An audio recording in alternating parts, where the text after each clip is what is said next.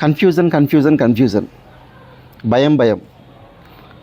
సగటు మానవుడు జీవితంలో 90 కిడ్స్, ఎస్పెషల్గా 90 కిడ్స్ ఇన్ టైంలో సెట్ అవ్వకపోతే, 25 to 30 ఇయర్స్లో సెట్ అవ్వకపోతే చాలా కష్టం, చాలా ఇబ్బంది పడాల్సి వస్తుంది. ఎట్ ద సేమ్ టైం పెళ్లి చేసుకున్న వాళ్ళైతే మరీ ఘోరం. నా లైఫ్ ఎక్స్పీరియన్స్ చెప్తున్నాను. పెళ్లి చేసుకున్న తర్వాత ఇన్ టైంలో మనం సెట్ అవ్వకపోతే ఎన్ని ఇబ్బందులు పడతామో ప్రతి ఒక్కరికి ఫస్ట్ వస్తే తెలుస్తుంది. జీవితంలో 1వ తారీఖు వస్తే తెలుస్తుంది. ఎందుకంటే 1వ తారీఖు ఒక మనిషికి చాలా విషయాలు నేర్పిస్తుంది. చిట్టీలు కట్టుకోవాలి, ఈఎంఐలు కట్టుకోవాలి, రూమ్ రెంట్లు కట్టుకోవాలి, పిల్లల ఎడ్యుకేషన్కి అమౌంట్ ఖర్చు పెట్టాలి, అలాగే రూమ్ రెంట్లు ఖర్చు పెట్టాలి. ఇవన్నిటిని మనం ఒక సవాలుగా తీసుకొని మనం భరిస్తూ రావాలి.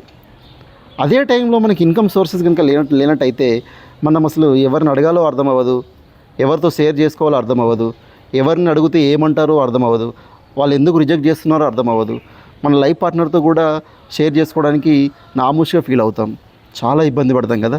నిజంగా చాలా ఘోరం ఇది. మనకు ప్రాబ్లమ్స్ ఉంటే 1వ తారీఖు వచ్చిందంటే ఎవరికైనా ఈ చిట్టీల కోసం కానీ దీనికోసం కానీ మనం ఇబ్బంది పడతామంటే నైట్ అసలు నిద్ర పట్టదు. 2 గంటలకి 1 గంటలకు లేవాలి. అసలు ఇంకా నిద్రపోయేటువంటి ఛాన్సే ఉండదు.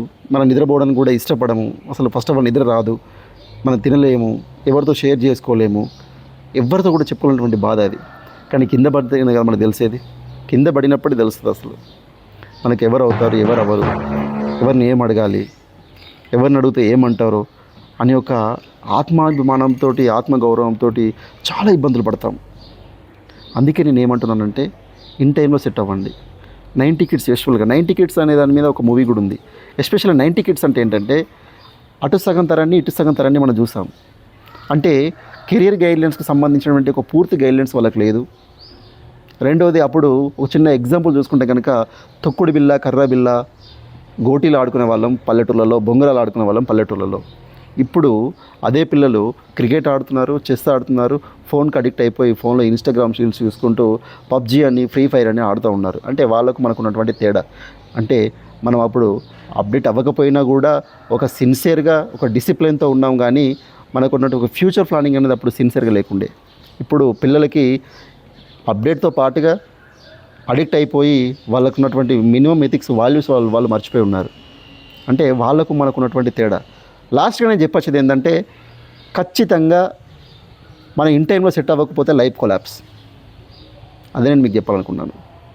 థ్యాంక్ యూ అండి. Thank you so much.